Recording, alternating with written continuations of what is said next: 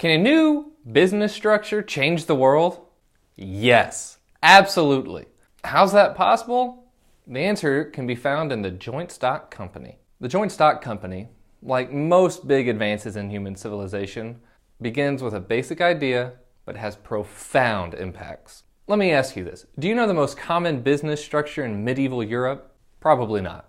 The basic business structure was a single person or a single family owned a business, and that person or family would be legally responsible for all the business debts and obligations. So that means if a person's business went broke, they could go after that person's home and personal assets to satisfy the business's debts. Essentially, any business venture, there is no separation between the personal life of the owner and the business itself. Why is this important? It's important because it limits the creation of new business ventures. It usually takes a lot of money to start a business, so you have to have money to make money. But in medieval Europe, if you already have money, you don't want to risk it on something new, you want to play it safe. Because if you risk it on something new and that something new fails, then you might lose all of your money. To put it simply, the people that had money to start businesses, they didn't want to risk the money to start the business. But things change in 1553. The Company of Merchant Adventurers in England gets a charter from the king to allow multiple investors to pool their money for one business entity. In this new business structure, multiple investors share the risk and share the reward of a business. This allowed the people with the money to limit their risk, limit their exposure to loss, because they're combining with other investors. So this new business structure is called the joint stock company. It allows multiple investors to share or have joint stock in a company.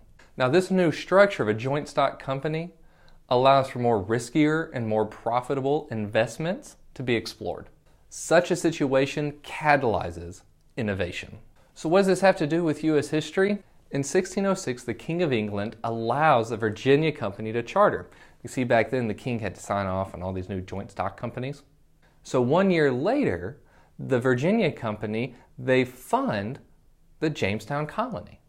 See, England at this time was very poor. And so the crown, King James, didn't have a lot of money to risk on kind of outlandish business ideas like colonizing a new world. So what James and these investors did, the king said, I'll take half, you take half, you can pool your money together and I'll let you go colonize these lands that I've claimed for England. These lands being the Chesapeake Bay area. So these investors brokered a deal. They said, yes, King James, you get to keep half, we'll keep our half, and we can use your land to try to start a colony. And what happened in Jamestown? What happened with this joint stock company risky venture? Eventually, John Rolfe introduces tobacco to Jamestown and they become profitable. They begin to satisfy the demand for tobacco in Europe, which on a side note, it's always a good idea to have your cash crop be a very addictive substance. Anyway, as Jamestown becomes more profitable, more companies, more investors get interested in colonization, and the success of Jamestown begins to fuel further British colonization of the North American land. See, it was the joint stock company that allowed for the proper allocation of risk and reward among a pool of investors. And this provided the much needed catalyst for rapid colonization of New England and the Chesapeake Bay area. What are your thoughts on this video and the joint stock companies?